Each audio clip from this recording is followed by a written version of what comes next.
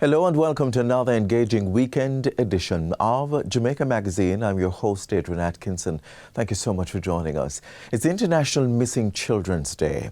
Did you know that approximately 800,000 children are reported missing each year globally? This sobering statistic underscores the importance of our collective efforts to safeguard children. Stay tuned as we embark on a journey focused on the youngest among us.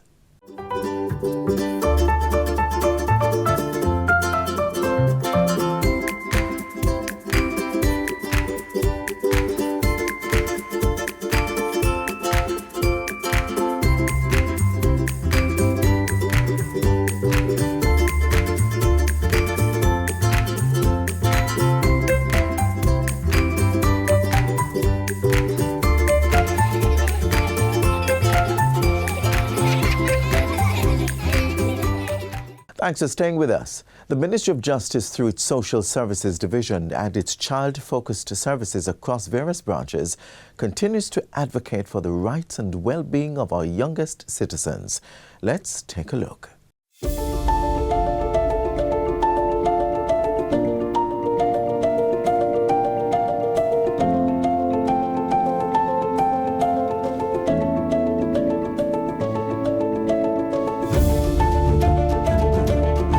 The journey of a child entangled in the justice system can be daunting, but within Jamaica's justice landscape, there's a beacon of hope, a network of child-focused services dedicated to guiding young individuals toward a brighter future.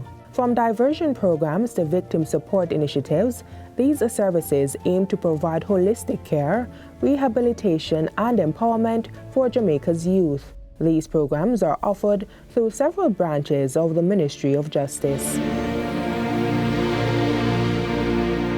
Child diversion, as the name implies, is a way of diverting children from the formal justice system into other options or other services that can provide rehabilitation and reintegration. The program focuses on children between the ages of 12 and 17 who come into conflicts with the formal justice system.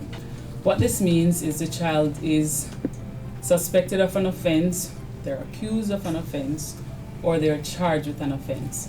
Once this takes place, a child can be referred by the police or the court to the child diversion offices across the island, so that if they make a mistake or they make a bad decision, they won't be criminalized and they won't have to live with that decision for the rest of their lives, as long as they abide by the program and they complete the program.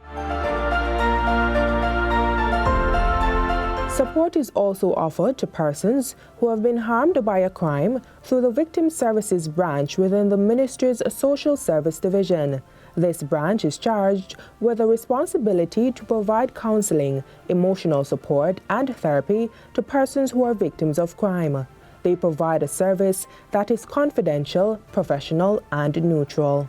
The language of children is play, and we have found, especially with the very younger clients, that in utilizing play therapy mechanisms, it is very effective in terms of reaching them, in terms of getting them to open up to us and to be able to tell their story, and for us to be able to work through the traumatic symptoms with them. One of our flagship programs is that we provide court support for individuals. We use behavior modification interventions, we use cultural restructuring mechanisms to be able to help the child to understand what is happening to them. One such program is our cultural resocialization program. Another intervention that we utilize is our Overcomers in Action program. And this one is geared specifically towards females who have been sexually abused. It's a group therapy intervention that runs for 6 sessions, and it culminates in a graduation ceremony.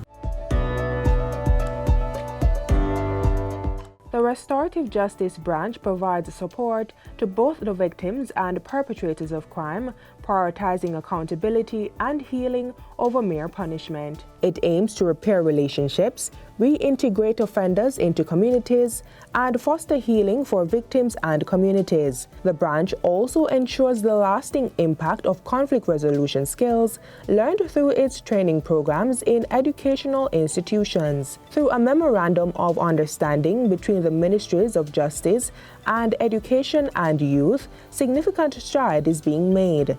Since 2022, over 12,000 participants from schools nationwide have had the opportunity to engage in two-day training workshops focused on restorative justice. Restorative practices is focused on healing.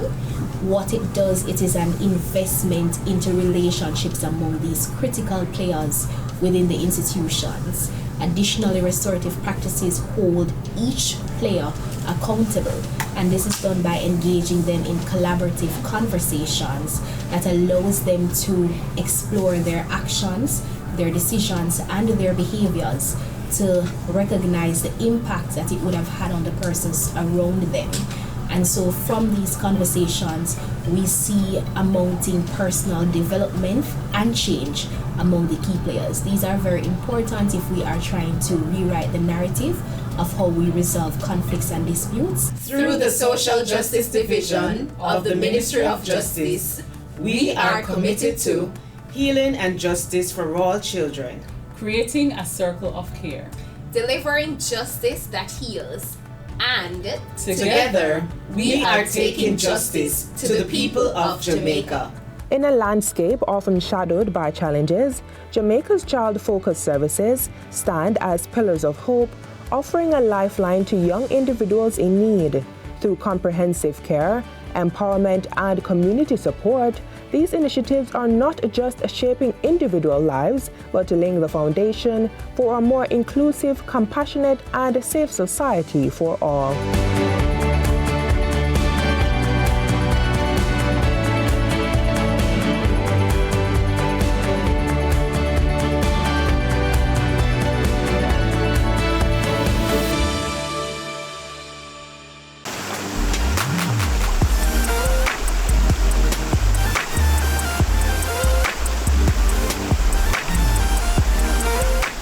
Up next, we explore the significance of respectful language for persons with disabilities. Call me Nefishiba.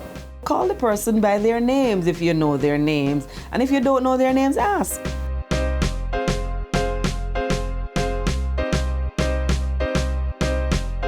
I recall when I was growing up, disability was not a word.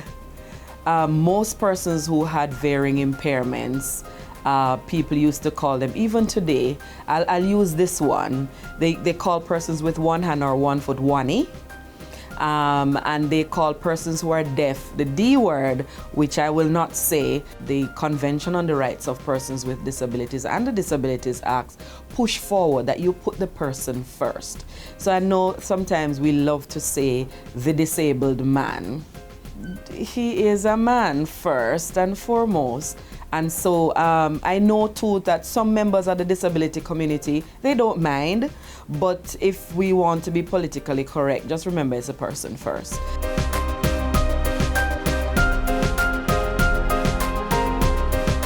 I know many of our children and youths and even adults, they face labeling in their communities. And one of the derogatory terms that people would use to describe them is that you're retard or you're retarded.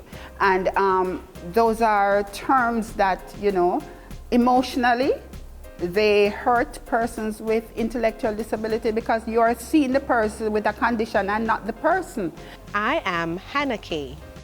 They are also referred to as handicapped. Don't call me that. Don't call me that. But we all know that what we refer to as a handicap is a barrier that you place. It can be a physical barrier, it can be an attitudinal barrier that you place on the person, you know, but the person is not a handicap. Anybody with a disability is a person first. And so you address the person. Do you, the tall person? No. you would call the person by him or her, by his or her name. So address the persons by their names. You might say that, but the person is deaf, I can't sign. Ask them, maybe they can write, or maybe they can lip it, and you figure it out together. Or if someone is in the space, they can maybe tell you. But ask. It's always nice to ask. And people who are blind are not necessarily deaf. So we do not need to shout and, scream if it's a person who is blind. They can hear and they can speak. It's a challenge, but for most persons will find the term visually impaired acceptable. People have many ways of referring to persons who are blind, which we in the blind community will find quite derogatory, right? There are terms that people use, sometimes, to tease other children, for example, referring to them as bat or blind bat, or blinky, or cast eye, or those terms obviously are not acceptable terms and are not terms of endearment at all. I recently went to a function and the question was asked in the room. What do you think, what are the words that come to mind when you hear the word deaf? And everybody, in the audience sought to say, no hearing, discriminated against, and all those kinds of words. And the deaf person said, what about champion? What about an achiever? What about a motivator? What about those positive words that we refer to others in society as? People with disabilities are those too. And so if we begin there, no, you do not have to pay money to change an attitude. An attitude is a decision. And so if Jamaicans, out of understanding that people with disabilities are people and they have capabilities, abilities like everybody else, then I think that will be a humongous achievement, because it will then have a ripple effect on everything else that happens in society. We are just like you. We have the same needs, we do the same things. We work, we have families, we cook, we wash, we clean, we do all the same things. We are not different. It means that when you're thinking of persons who are blind or visually impaired, think of us as, your brother, your sister. The same things that you need, the same things that you want, respect, the need for autonomy, those are the same things that we want. I know a lot of persons might say, but that is what they are. And I would say, no, that is not what they are. The disability might be part of their person, but they are not their disability. The disability is a condition. And so all the other derogatory words that are utilized, if we put ourselves in the position, recognizing that disability is no respecter of persons, whether class or socioeconomic status, color, disability has no bias. And so in these days when we have those beautiful roads and we drive on them at high speeds and we can end up in accidents, a disability is a second away.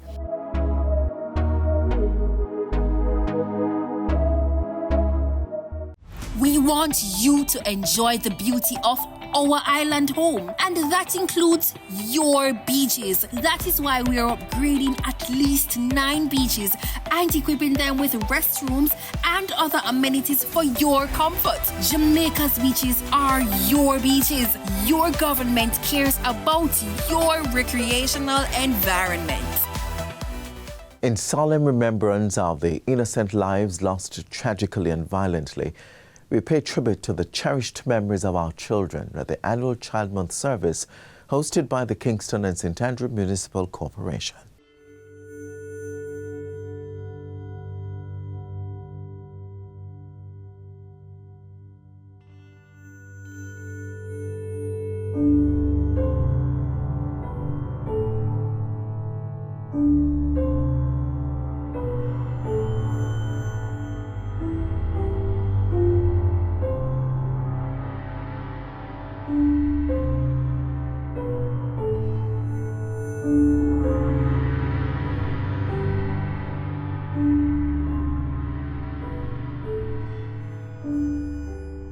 gracious and sovereign God and Father, we gathered here invite and welcome your presence as we do what is right and proper, to remember with sorrow and solemnity the many children of our nation who have died in violent and evil circumstances.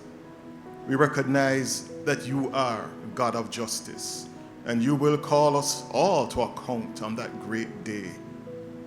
Therefore, as the leaders of this city have rightly deemed it fit and proper that we should mark this moment, we ask for your mercy, grace, and help, that in these proceedings we will not only commemorate, but with renewed zeal and vigor defend and protect our children always.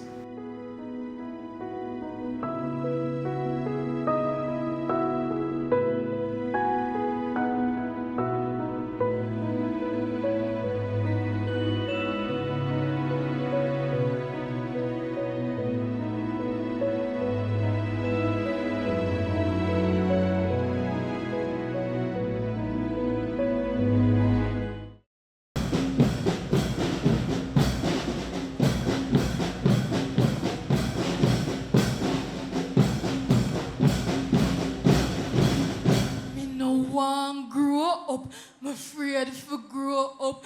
Me no want grow up. I'm afraid for grow up. Don't ask me why. Me say no ask me why. Crime is getting out of hand. Crime is getting out of hand. The children are fight them one another.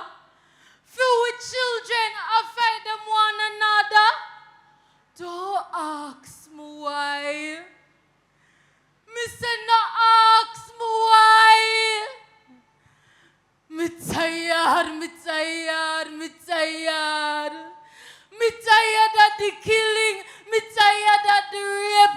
Me tired, me tired, me tired. And so as we reflect on the life of those who never had the opportunity to shine, let us try and ensure that no more names under tragic and violent circumstances is added to this monument. Let us become more responsible. As parents, we have a role to play.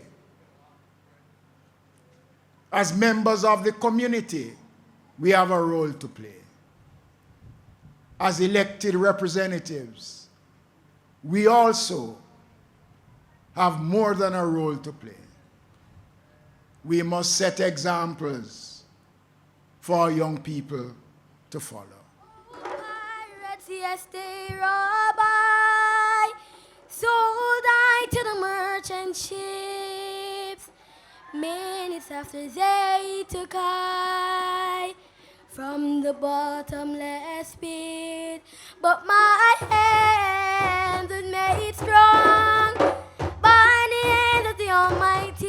Go be forward in this generation triumphantly. For our part at the Kingston St. Angie Municipal Corporation has always denounced the act of crime and violence against our children.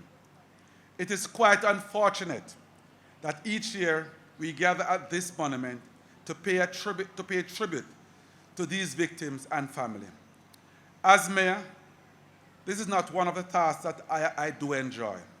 However, our presence here is symbolic, as it sends a message that our beloved children are not forgotten.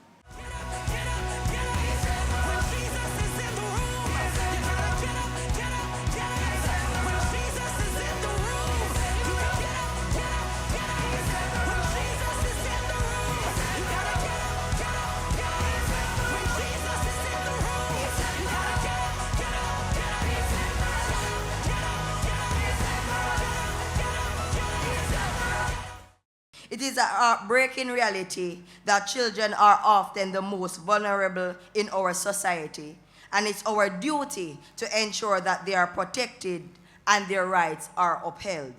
We must stand up and speak out against any form of violence or abuse that threatens the safety and well-being of our children. We must be their voice when they cannot speak for themselves, and we must fight for the justice of their behalf. It is our collective responsibility to create a safe and nurturing environment for all children. Stand up, speak out, protect the rights of our children. If you don't stand up, who will protect us then? Bring back the culture. When my grandmother was 10, she said when she was growing, the entire village used to raise them. I'm hopeful that coming out of today's service, that we together as a nation will leave here fortified in our minds, in policies, initiatives, and our efforts to protect and truly cherish each child. You heard them a while ago. Stand up, speak out, protect the rights of our children. It's a call to order, it's a charge, and it's given to each and every one of us.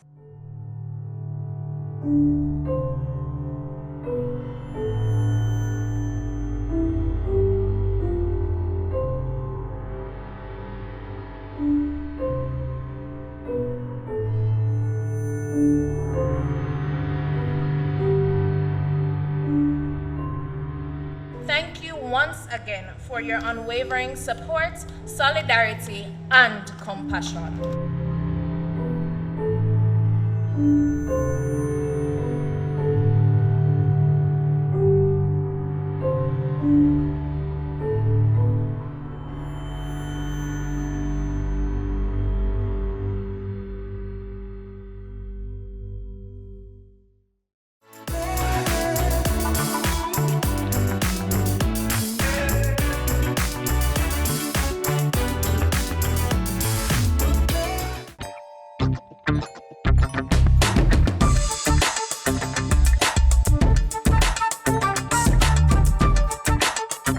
Welcome to another episode of Western Roundup.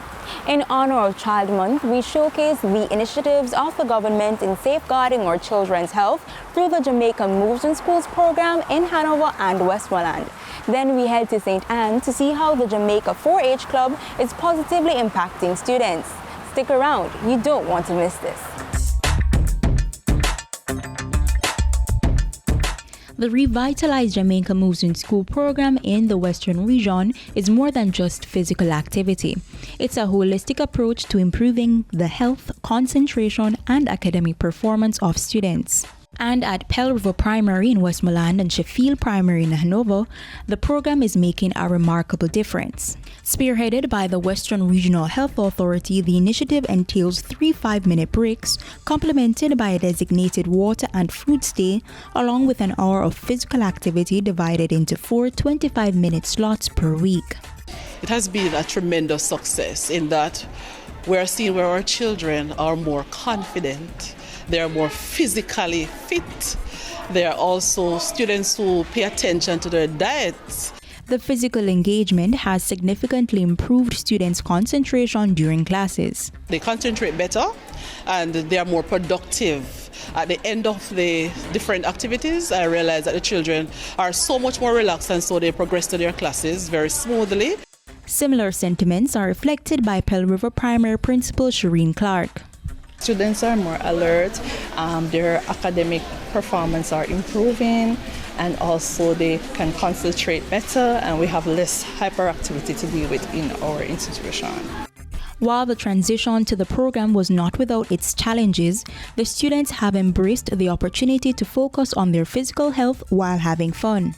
When we first started the program, we faced a lot of mixed reaction with the students, especially for those who don't want to participate in physical activity or want to drink water. Water helps with the blood circulation of the body and also maintains our brain, helps us to focus more and keeps us hydrated at all times. Water helps you to keep hydrated and it helps your body. It cleans your system. The daily activities do not take away from the regular school curriculum, as they are both combined to yield greater academic and physical results. If you go to Pell River, they would actually incorporate social studies or mathematics with physical activity and give them a game to play like Simon Says, and then Simon Says hop. When they hop, then they spell a word. Sheffield Primary, they would also use Simon Says or my head, my shoulder, my knees, my toes, and like after every 30 seconds they would stop and ask a geographic question or ask a mathematical question, and then that would stimulate, a greater metacognition. From infant to high school, the remarkable talent of the 4-H Club students in St. Anne was on display at the club's Achievement Day in Brownstown. Held under the theme Youth in Agriculture Shaping the New Face of Food, this annual celebration recognizes the hard work and dedication of students across the parish who have made significant contributions to their local 4-H clubs. Fern Court High School student Akeem Tracy, who dominated in the 4-H public speaking competition, is grateful that his hard work paid off. Staying back after school, a lot of hours in studying, reciting the speech, training with clubites, even my president prepping me for this day. I'm very excited that this is a very good accomplishment because it's the first time I'm doing this. The 4-H Club does not only focus on youth agriculture, but more so producing well-rounded young people.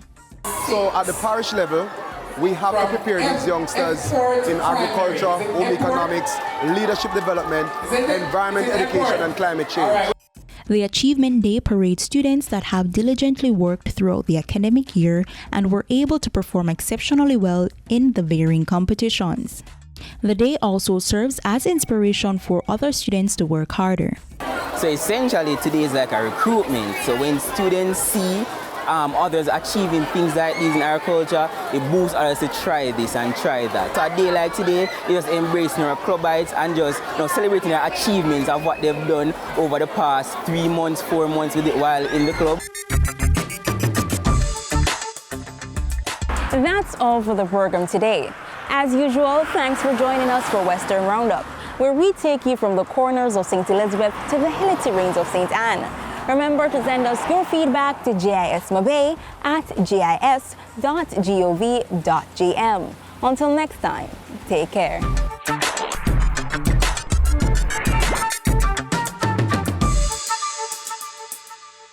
As we draw the curtains on today's edition of Jamaica Magazine, we hope you found value in exploring the critical topics of justice for children and breaking down disability stigmas.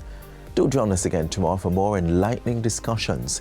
Stay in touch by visiting our website at gis.gov.gm and connecting with us on social media.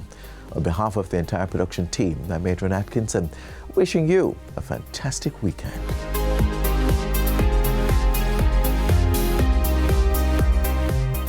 This has been a production of the Jamaica Information Service, the voice of Jamaica.